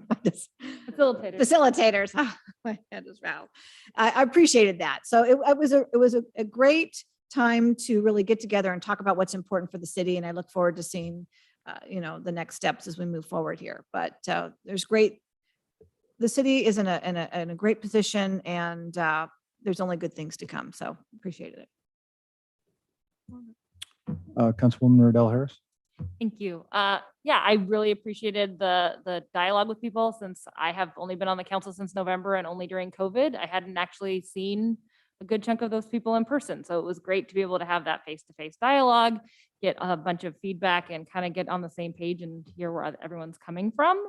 I would like to do a more formal, I was talking with some folks about, there's this great kind of interaction and dialogue, and then there's a more formal strategic planning session type of thing that organizations go through. So I don't know if we have it in the budget this year, but maybe in next year's budget, we can make sure that we plan for having more formal strategic document that could be created as well, to help make sure that we have that that guidepost that most organizations tend to create when they're talking about their long-term planning.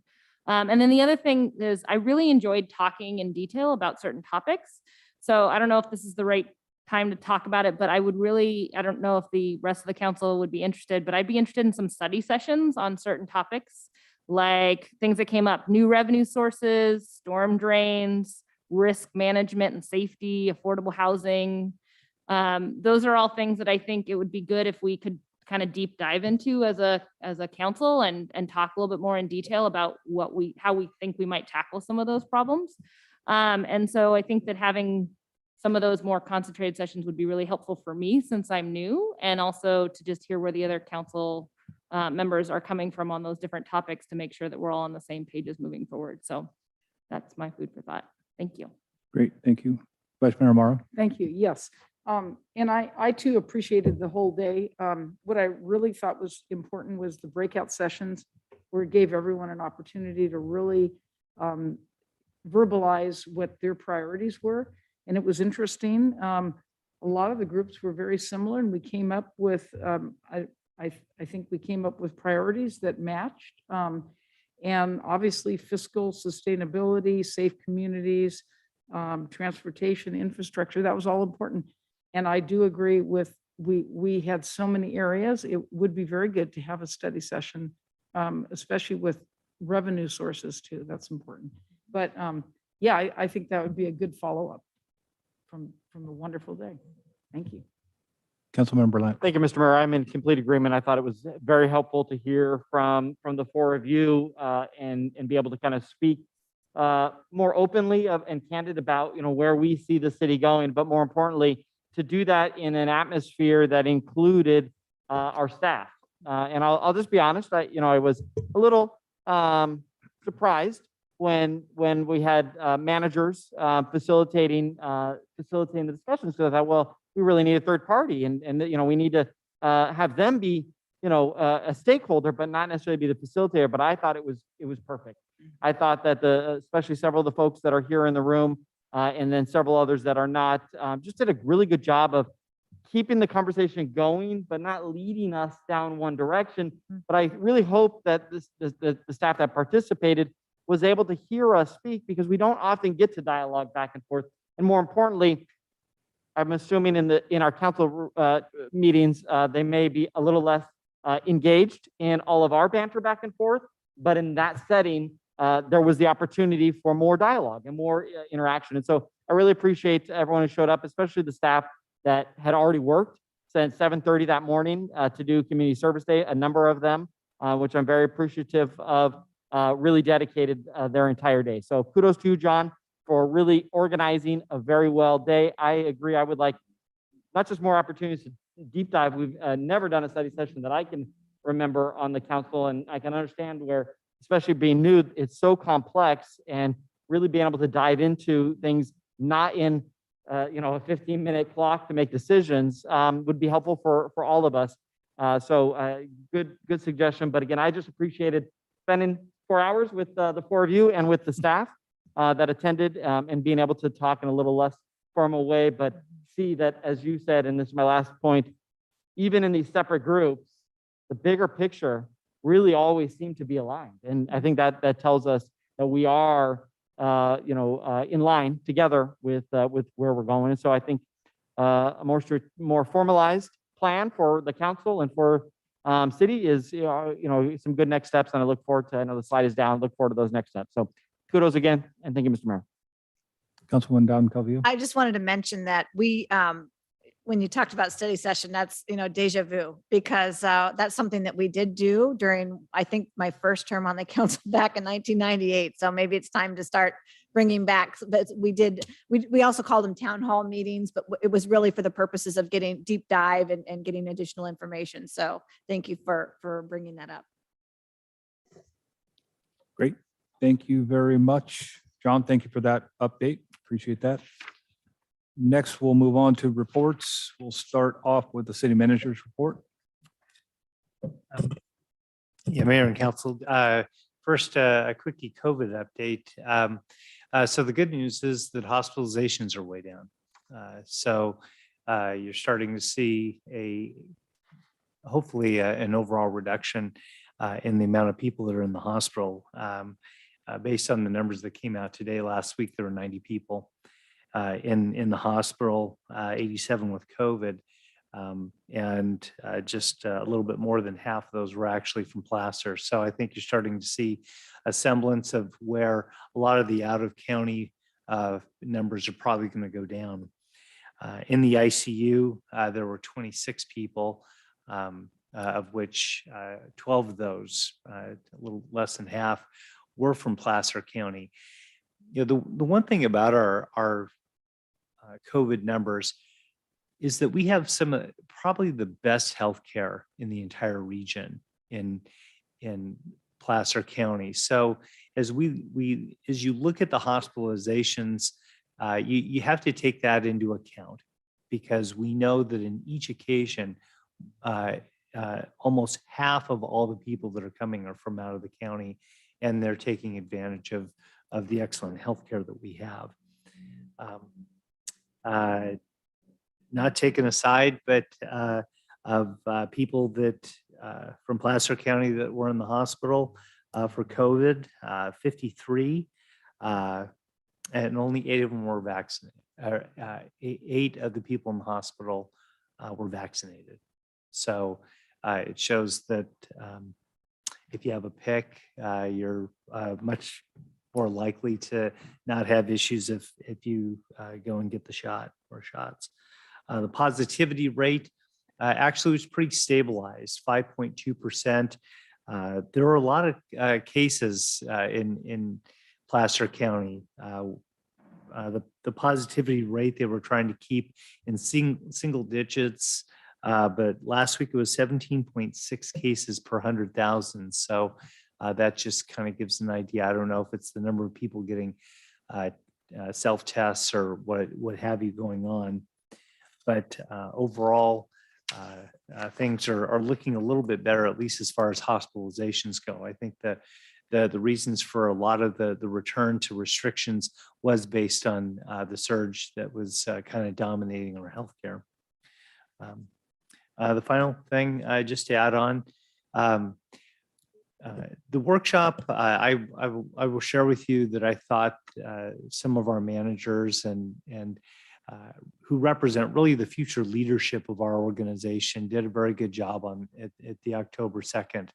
As I met with them and we talked about their job in being able to work with the council, to be able to express, to lead a group, to lead the discussion the way that they did. I've met with each one of them after and I told them how proud I was of them.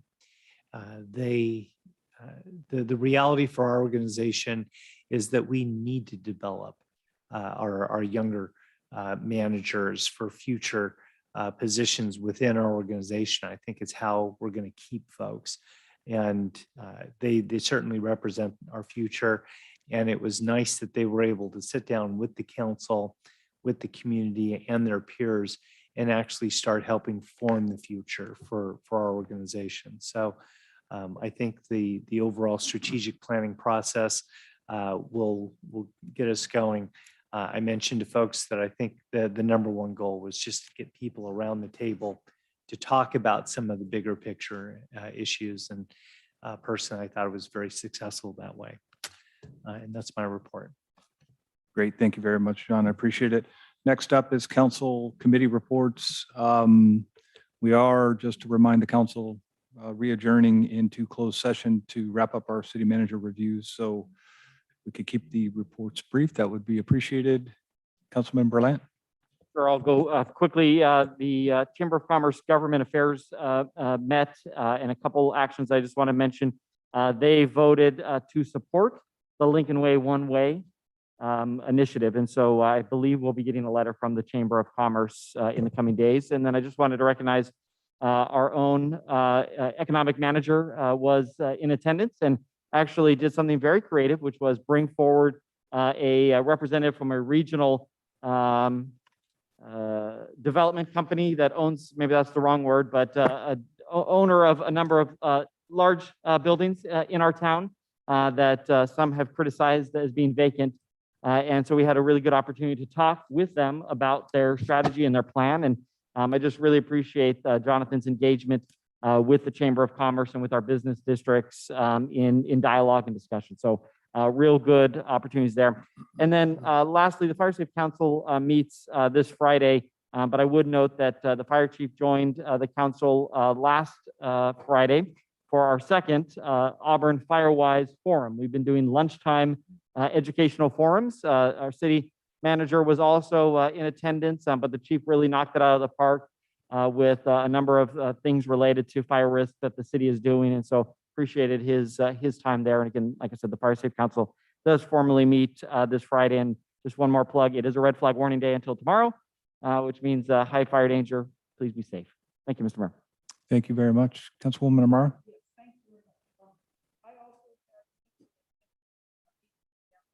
Oh, your light's not on. Your mic. Thank you, sorry. I went to a meeting with the general meeting with Downtown Business Association, and our guest was, or Jonathan, he gets around. And he brought a guest who we also attacked. And anyway, no, that was very appreciative. And the group there really appreciated it and was able to get an understanding. And hopefully some of our vacancies will be filled soon. And then the DBA had a committee meeting or whatever you call it. Anyway, and just some things you all might be interested in. The tree lighting will be the Saturday after Thanksgiving. There'll be music, cookies, decorating, and shop locally.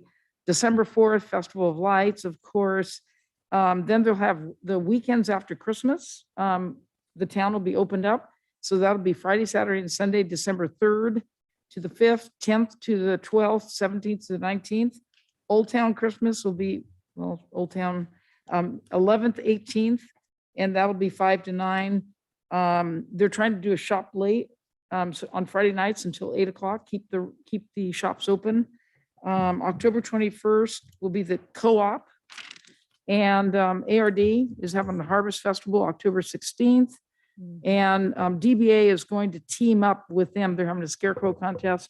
And then they're going to have the winners come and put the scarecrows here in front of City Hall. Oh, good. And merchants, of course, are asked to create scarecrows as well.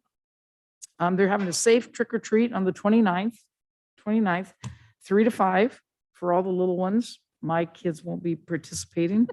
And then finally, Restaurant Week was pushed until February. So anyway, lot going on. Great, thank you very much. Just a request, would you be so kind as to send us all those dates? Because I was trying to write them all down, but there's so many things that I think we want to attend. I know I had to write fast. I will be happy to. I'll Thank send you out so an much. email. And- Absolutely. And they're going to do the safe trick or treat again. Yes. So hopefully we can have candy out here at City Hall. I'd volunteer to pass out candy. I think Councilman Berlant and I did that last year. So. Thank you. Councilwoman Riddell Harris. Thanks. Well, with the ARD report, you stole my thunder a little bit with the Harvest Festival, but I will be one of the judges of the Scarecrow Contest, so that'll be fun. Never done that before. The Arts Commission is doing a lot. I'm not going to list it all because they have a massive list of projects they're working on with cool things with electrical boxes and all kinds of fun stuff. We did spend a good chunk of our time talking about the very large pedestal that's in downtown that isn't used for art, and they have no anticipation of using it for art because the art would have to be like 20 feet tall and super duper expensive. So that might come back as a recommendation of maybe not needing to use that and maybe not having it anymore, since it's just kind of a big thing that says do not climb that kids climb on all the time. So food for thought on that one. And then I went to an airport meeting last week. There's going to be an airport meeting with the city on Wednesday this week on the 13th that we'll be talking with them about several different issues. And then this isn't one of my committees, but I wanted to thank the police and fire for coming out to Walk to School Day at Sky Ridge Elementary. It was really successful, and police even brought out their drone and took some cool pictures, and it doesn't shoot lasers, unfortunately, though the kids did ask. But yeah, it was super fun walking with police and firefighters, and my daughter she ditched me for the police officers. So, it was a fun day. So thank you guys. Great, thank you very much. Councilwoman Dowden-Cavio. Yes, thank you very much. Just really quickly, my committees and commissions will meet next week, but I did want to report two things. First of all, Tony D'Ambrosi has been doing a great job helping to facilitate the fire prevention work on the railroad properties. And I think that they started now, Chief? Today was the day they started. So we're incredibly excited about that, and I've been working with UP, their corporate office, on ensuring that we can make that happen. They're using that local contractor. So it's just great things happening in that area. And I will continue to ensure, with Tony's help, that we move down that path. This is incredibly important. Also, I just wanted to bring to the council's attention, although Folsom area state parks, actually the Folsom Lake State Recreation Area is not, it's right below the city of Auburn. So the Eagles Nest neighborhood and so forth, that park is down there. They are actually in the process of developing their Folsom Area State Parks Road and Trail Management Plan. They're going to have their first public meeting. It's a virtual meeting that will be on October 26th from 6 p.m. to 7:30. I don't believe that they are talking about camping at the Folsom Lake State Recreation Area. I don't believe they actually allow camping now. They used to at one time above Rattlesnake, but that was stopped many years ago. In any event, I do plan to participate in that public meeting, and I'll keep you apprised on what they're proposing to do with regards to roads and trails within that park system. That's all that I have to. Great, thank you. I'll be quick. Did have a SACOG Transportation Subcommittee meeting last week. Big topic of discussion in the last two subcommittee meetings that we've had has been the next generation transit strategy that SACOG is undertaking. That's a study to figure out better ways to facilitate transit and get people where they need to go. Less fixed route transit, more things like we're doing here in Auburn, frankly. It's the on-demand type of transit opportunities that it sounds like this study is going to focus on. So I'm looking forward to that. We had our first sneak peek at the timeline for our MTPSCS, which is a Metropolitan Transportation Plan Sustainable Community Strategy. 2024 is when that has to be approved. That process is already starting. So heads up to staff, Minjel and planning staff, that process is going on. The agency engagement will start now. So they're getting ready to go on that thing post haste. And flood control and water conservation district meeting was canceled again this month. And that's it for me. I would love to entertain a motion for closed session. I'll move that we return to closed session. I'll second that. All those in favor? Bye. All right. Thank you, everybody. Good night.